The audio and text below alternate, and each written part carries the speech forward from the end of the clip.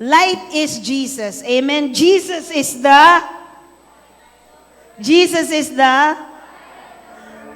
Your name is light.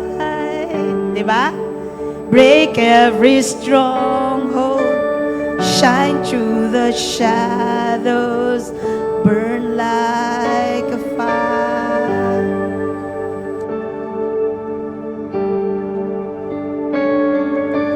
So let your light so shine before men, that they may see your good works and glorify your Father in heaven.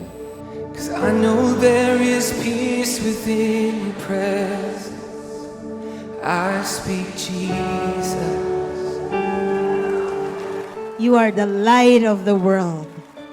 You cannot be hidden in this place. Because we allow you, Lord God, to fully work, to fully speak to us. Right now, Lord God, we thank you. Because this atmosphere is filled with your presence. I speak Jesus. 'Cause your name is power. Your name is healing. Your name is life. Hindi mo kailangan ng out of this world na gagawin. Ang kailangan mo lang po is you just need to restart.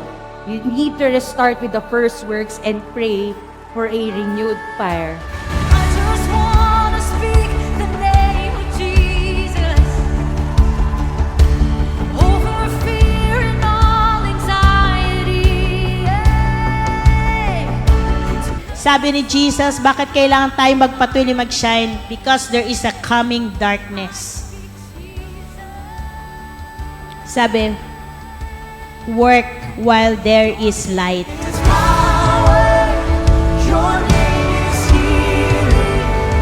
Your name is life. Habang may ilaw, magtrabaho. Sapagkat pag wala ng liwanag, hindi ka na makakapagtrabaho. That means, in the dark, you cannot work. It's power. Your name is healing. Your name is life. The only person that can change a nation is the Lord Jesus Christ. Amen. And the only person that can change you is the Lord Jesus Christ. Now, if you have the Lord Jesus Christ, you have full of light, and therefore, you are a changed person. Sing this out. Shout Jesus from the mountain. Jesus in the street. Jesus in the dark.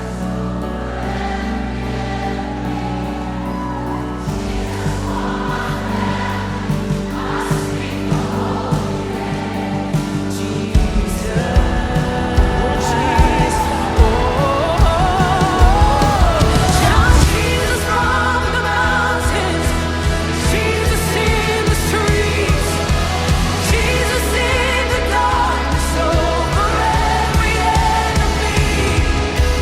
Jesus for my family, I sing the holy name. Jesus,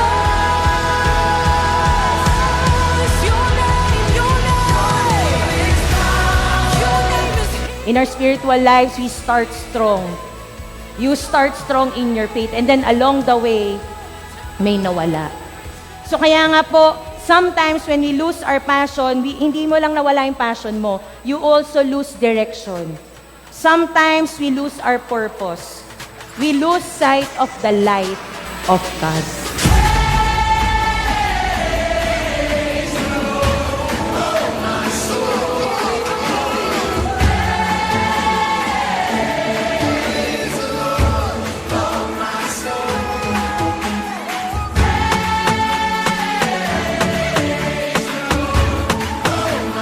Kinaliwanag natin ay magpatuloy upang ang next generation ay patuloy na magamit ng ating Panginoon.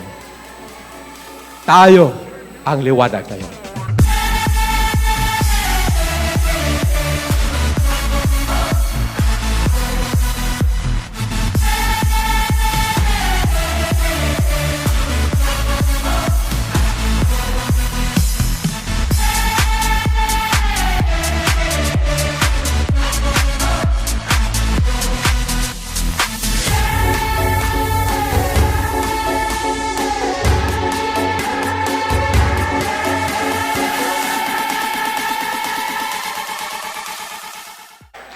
Grabe.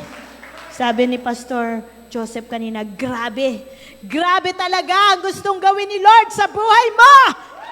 Hallelujah. So that you can have a testimony that will bring great glory to the Lord, King of Kings, the Lord Jesus Christ. Amen. Not on us.